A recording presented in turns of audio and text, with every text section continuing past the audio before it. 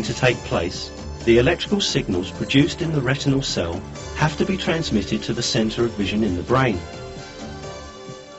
Nerve cells, however, are not directly connected to one another. There is a tiny gap between their junction points.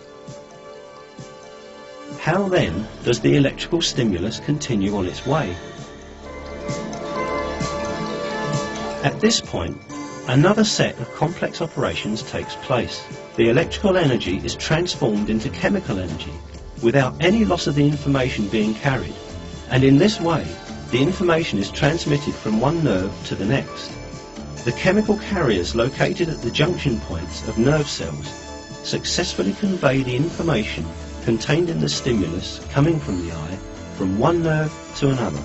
When transferred to the next nerve, the stimulus is again converted into electrical signal and continues its way until it reaches another junction point. Making its way to the centre of vision in the brain in this way, the signal is compared to the information in the centre of memory and the image is interpreted. Finally, we see the bowl full of fruit which we viewed before, by virtue of this perfect system made up of hundreds of small details. And all these amazing operations take place in a fraction of a second.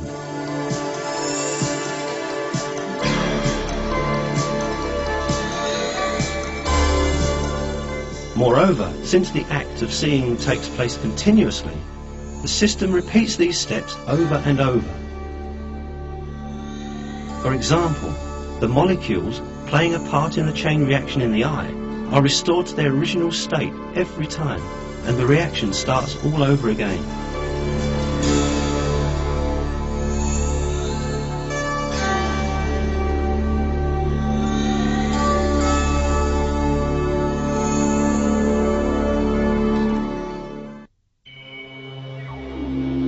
Of course, at the same time, many other equally complex operations are taking place in other parts of the body. We may simultaneously hear the sound of the image we are viewing. And depending on circumstances, we may sense its odour and taste and feel its touch. Meanwhile, millions of other operations and reactions have to continue without interruption in our body if we are to go on living.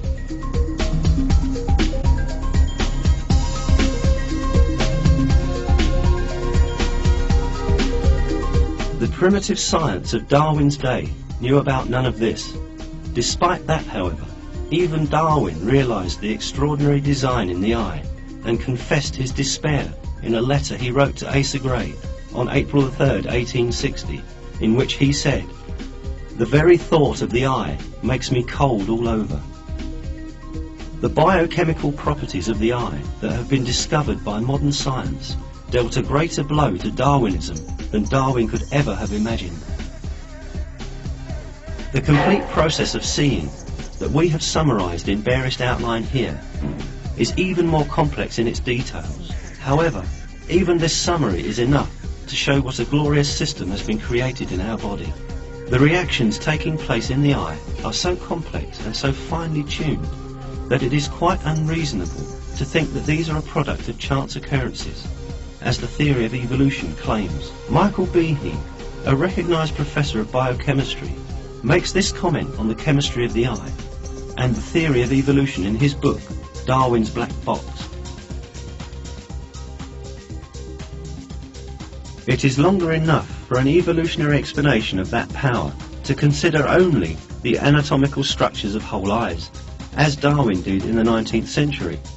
Each of the anatomical steps and structures that Darwin thought were so simple actually involved staggeringly complicated biochemical processes that cannot be papered over with rhetoric.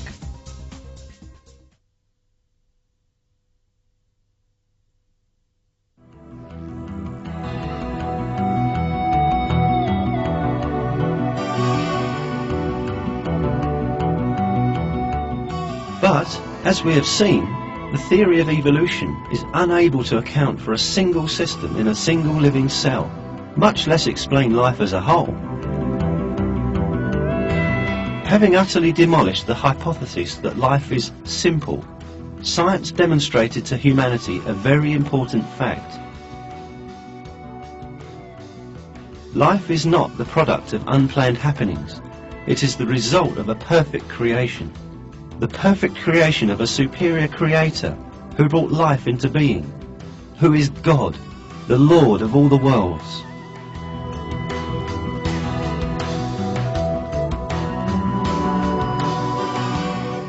It is He who created both humans and all other living beings, and man is responsible to his Lord who created him. God reminds man of His truth in the Quran.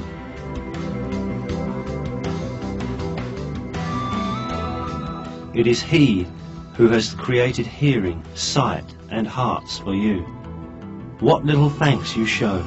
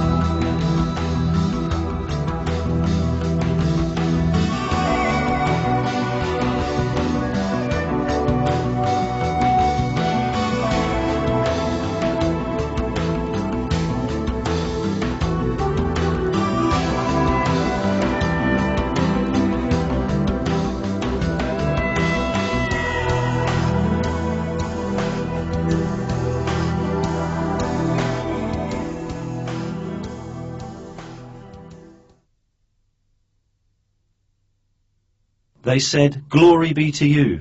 We have no knowledge except what you have taught us. You are the all-knowing, the all-wise."